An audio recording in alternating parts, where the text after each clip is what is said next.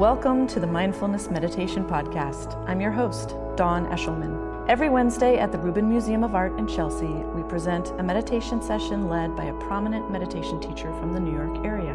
This podcast is a recording of our weekly practice. If you would like to join us in person, please visit our website at rubinmuseum.org/meditation. We are proud to be partnering with Sharon Salzberg and teachers from the New York Insight Meditation Center.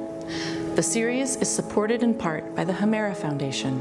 In the description for each episode, you will find information about the theme for that week's session, including an image of a related artwork chosen from the Rubin Museum's permanent collection. And now, please enjoy your practice. Good afternoon, everyone. Welcome to the Rubin Museum of Art and to our weekly mindfulness meditation practice. My name is Dawn Eshelman. I'm head of programs here. It's great to have you all here. And happy Hanukkah for those of you who celebrate. We're looking at a kind of candle today. This is a butter lamp. Looks a little bit like a chalice, right? And in fact, it does hold liquid. It traditionally holds yak butter, which is burned, and gives off a very memorable scent. But other types of oil and ghee are typically used now. And the butter lamp that we are looking at today lives in our shrine room up on the 4th floor. It is one of many different types of offerings that practitioners will give upon entering the shrine room, including some other offerings include small bowls of rice and water. And it is this spirit of generosity that we are exploring this month during December and thinking about what the essence of generosity is and what the instinct to give an offering like this might be. So in this realm, in the Tibetan Buddhist context, the lamp, this butter lamp, symbolizes, of course, the awakening, so light into darkness. And it also serves as a kind of focal point or a bit of company for a person who is meditating in this environment. So you can imagine that sort of flickering presence of a butter lamp. Also in the shrine room, often an entry point into experiencing that space will be through the senses. So what are you hearing, smelling, feeling? It is a very multisensory space. And that's something that we can also utilize in our practice as a grounding tool, just through our senses, arriving in the present moment.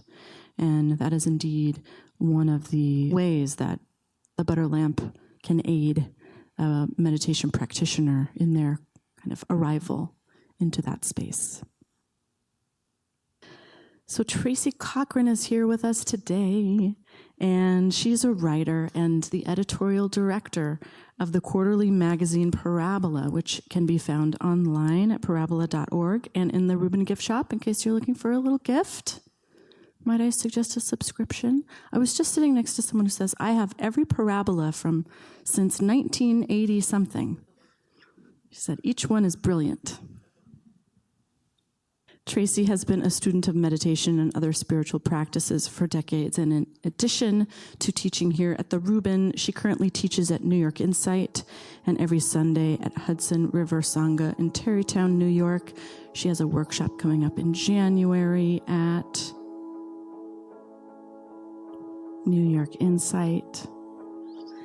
And her writings and teaching schedule can be found online via Parabola on Facebook and Twitter and tracycochran.org. Please welcome her back, Tracy Cochran.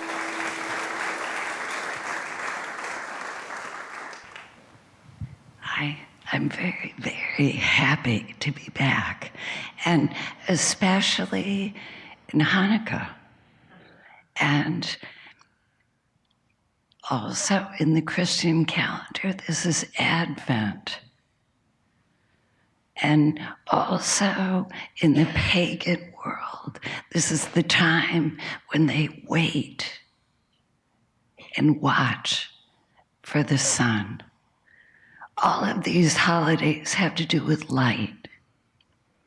In Hanukkah, first of all, it's wonderful to remember that what we're doing right here, right now, is going inside a temple. The word contemplate means to go inside a temple. And I think it's quite natural for everybody here to worry that they don't have quite enough light, that you might be tired or distracted, and you like being here to be bathed in this soft, restful atmosphere, especially on a cold, gray day. But you in particular might be a little bit too tired or distracted or full of torturing thoughts that you can't quite give yourself to the practice. But you're willing to try, to open just a little bit. I think all of us feel that way. And it's interesting to remember that in the Buddhist tradition, the word generosity doesn't just mean to give, which it does. It also means to renounce or to relinquish, to let go of your ideas about who you are or your limitations or your endless preoccupations. What separates you? Okay, that might sound good in theory, but you still might feel the way you feel, right? You just can't help it. You are who you are. And you have to worry about what you have to worry about. And I just want to invite you to consider that an interesting approach is to remember how it feels to be really young. Really young. And I'm talking about how it feels. And when you're really young, you care about being warm and having something good to eat and feeling safe, right? So things very close to the body, feeling at ease. But when you're young, you're also a little bit more willing to open. To be open to the idea that there is more to you than what you think you are. That you may be capable of greatness or magic or potentials that you can't even picture. And related to that is the very real recognition that you belong to life. You belong here. You're not separate from it. So I did a little research for today, and I want to tell you something about Santa Claus that you might not know. I know. Some of you might cringe at the very, very mention of the word because we're drowning in the images of Santas at the mall and Santas stuffing all kinds of plastic stuff down chimneys. And it's become very oppressive. But this is a practice of recovery, of recovering a deeper truth. And I discovered, much to my delight, that among the Sami people, an indigenous tribe in northern Finland. Yes, it's true, there are indigenous people in Scandinavia. And also among Siberian indigenous people. There was a figure long before St. Nicholas who dressed in red and white fur with black boots. Does that sound familiar? And he was, or she was, a shaman, a healer. And this magical shaman would go out in the forest and pluck red and white mushrooms, psychoactive mushrooms. I'm serious, magic mushrooms. Now, the Sami people in northern Scandinavia, not far from the North Pole, are also long associated with reindeer. And to this day, they have a special permission, a protected right to work with reindeer. So it turns out that these reindeer also enjoy these magic mushrooms. They do. They go and search for them, especially in the winter. And one of the side effects of these mushrooms in humans, and we extrapolate also in reindeer, is that they make you feel like you can fly. I'm serious. I'm serious. So some of the research and scholarship on this shamanic, indigenous Santa Claus is that he or she, it wasn't just one, and the woman shaman is the one that's associated with the black boots and the white fur-trimmed outfit. They would dress like the mushrooms. They go out and they collect the mushrooms, and they would gather them up in a big sack, and they would go to the houses, which were yurts, which were buried in snow. So they would drop bundles of mushrooms down the chimney. They would to dry, and the people would very happily accept them and dry them. And sometimes when they collected the mushrooms, the shamans would put these beautiful speckled red and white mushrooms on evergreen trees to dry. And to this day, in Scandinavia and Northern Europe, people will get Christmas tree ornaments shaped like and colored like red and white mushrooms. I just ordered one from Amazon. You can get it. So I do have a point that's related to practice, that let's step back for a moment from this kind of amazing and rather delightful fact that I invite you to verify for yourself. It's not fake news.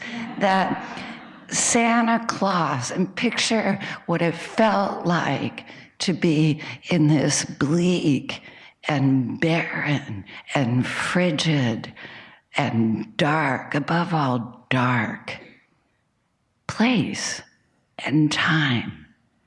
And the healer from your tribe was giving you some medicine where you could experience a sense of connectedness to a vibrant, living world. A childlike sense of wonder, because if you talk to any researcher, babies and children are basically tripping all the time. They have this willingness to connect, to open themselves to believe that they're part of a bigger whole. And this medicine is what we do when we meditate. If you look at any book on research with psychotropic drugs, they include meditation, not as a drug, but as a way to connect. So the challenge always is to go from what we think we are, the default network, the ego, the usual narrative, to a glimpse of another possibility. So you may come into the room like Ebenezer Scrooge, just to throw in another Christmas, who is like closed, and Dickens describes him as solitary as an oyster, completely preoccupied with his job. Can anybody relate to that? Completely. And Marley comes in shaking his chains, trying to shock Scrooge into remembering that he's more than his job, that he belongs to life, that mankind is his business, as Marley puts it. That your job and who you think you are is just a drop in the ocean of your life. And he moans and he groans and he shakes his chains. And Scrooge still doesn't get it. So 3 spirits are sent.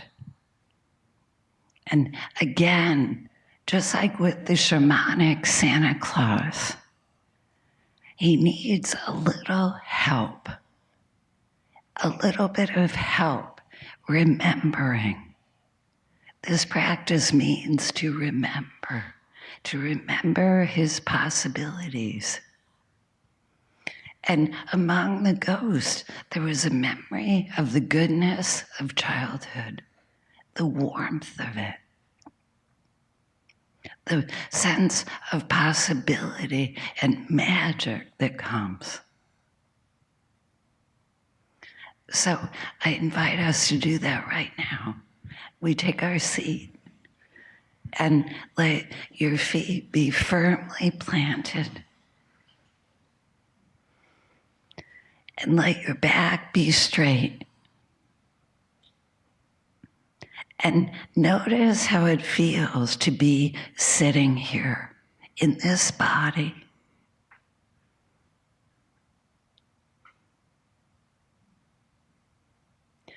And bring an attitude of kindness and generosity to the body. Let it be exactly the way you find it. Welcome it. And by the body, I also include the mind and the heart. Let them be.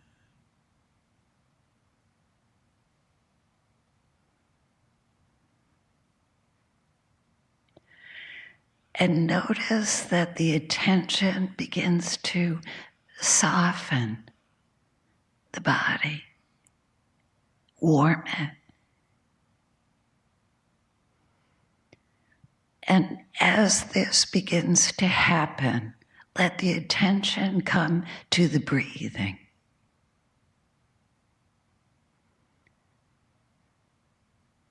Without seeking to change it, just let the breath come in and go out.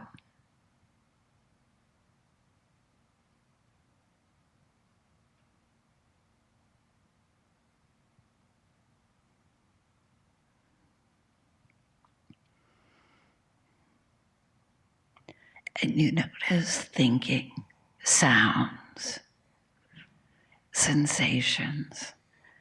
Let everything be okay, acceptable.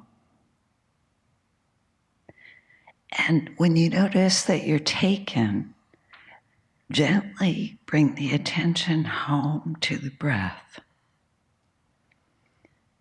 and to the sensation of sitting here right now.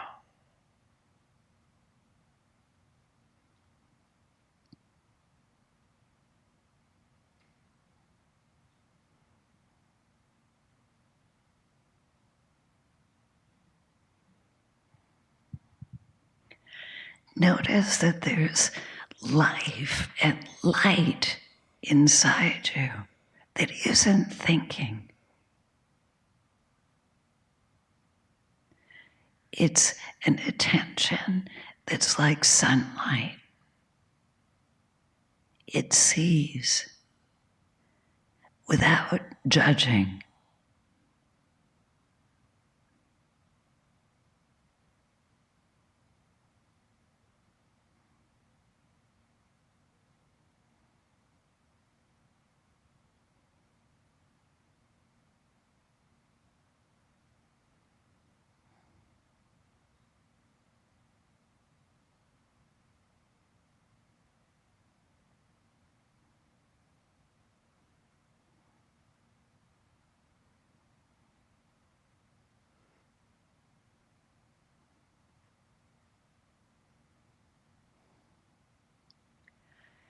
When you get taken by thinking, gently come back to the body and the breathing.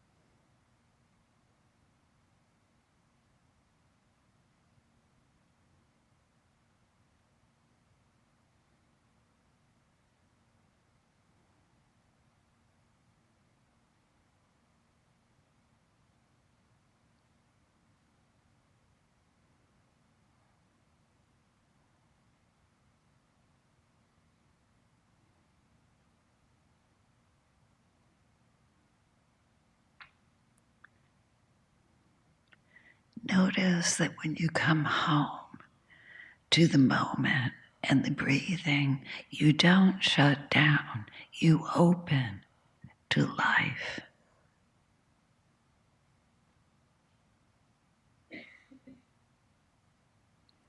To the sensations, to a light of attention that isn't just thinking and judging.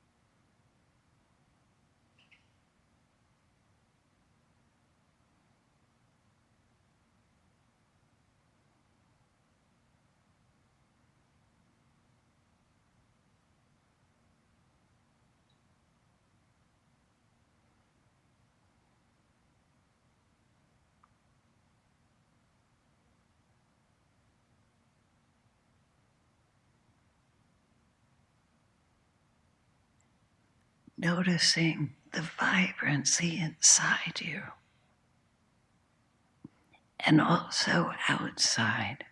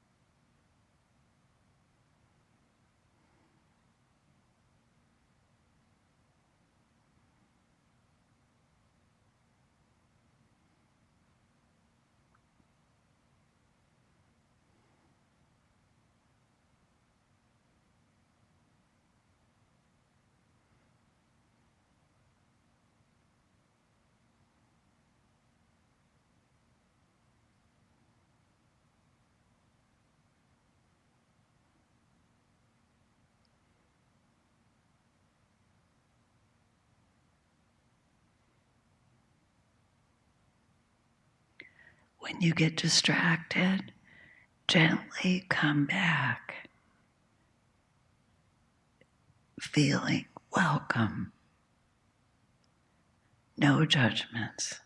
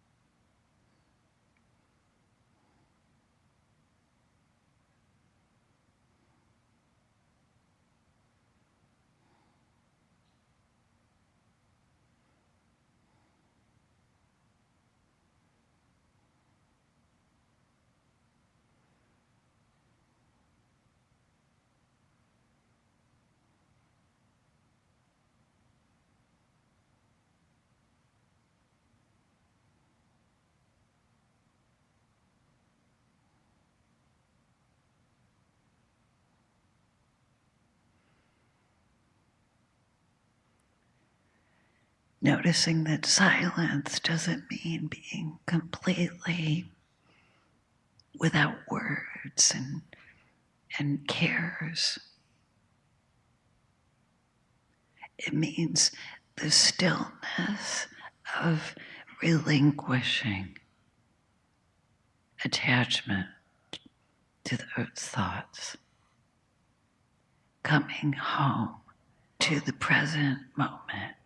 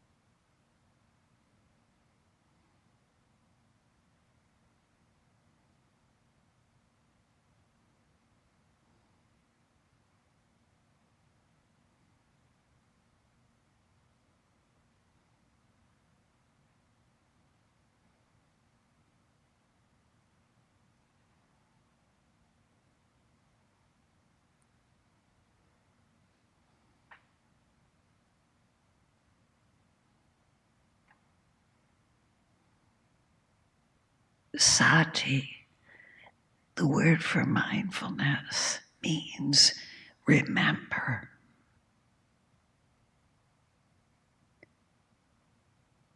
Remember who you are, alive.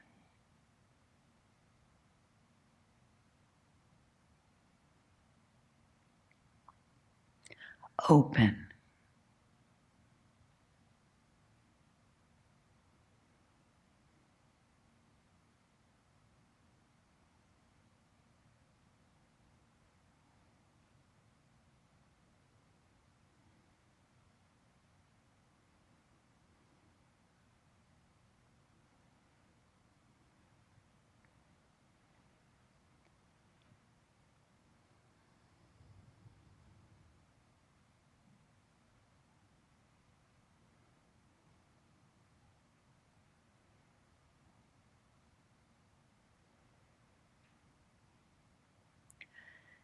Notice that this light of attention can let everything come through.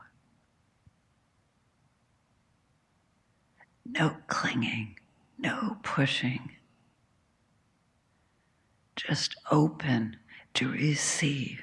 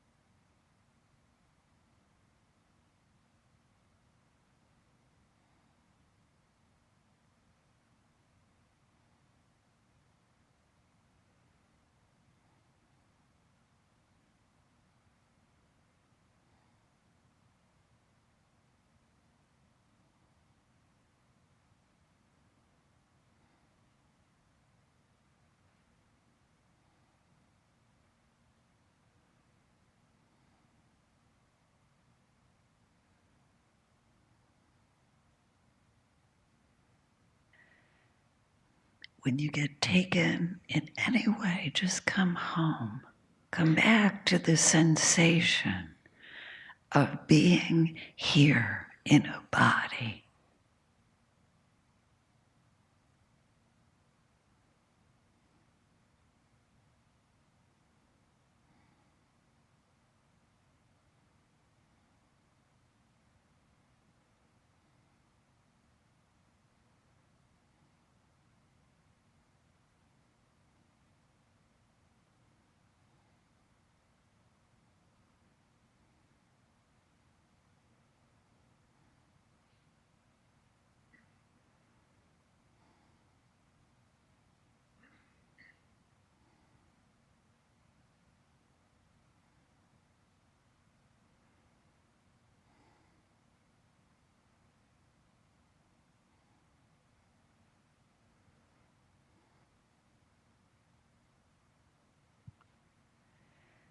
Notice how it feels to be at home in the world, at ease.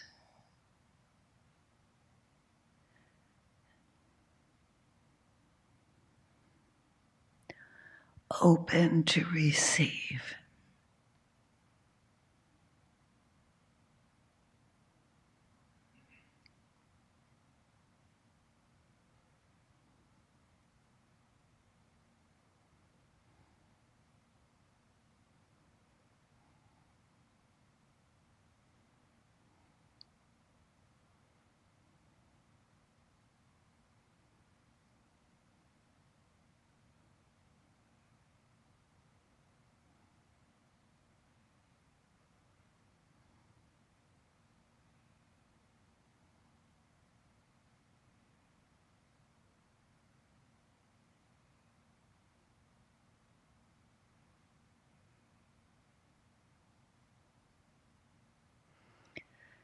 No matter what comes up, let it come up. Coming home to this body, this vibrant place.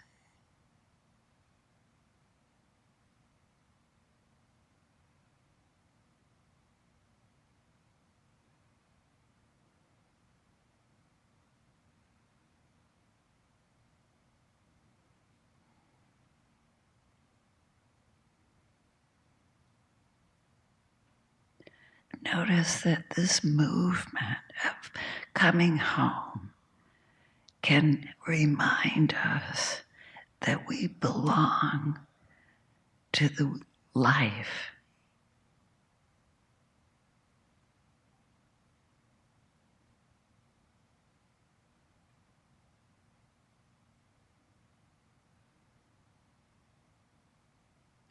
That it supports us and lives through us.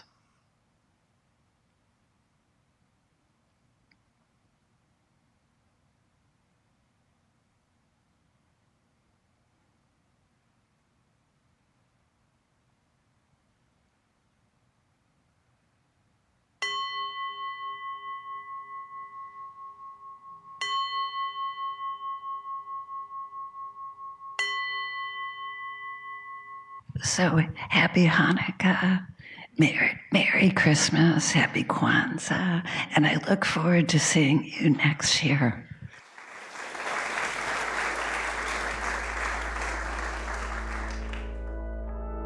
That concludes this week's practice.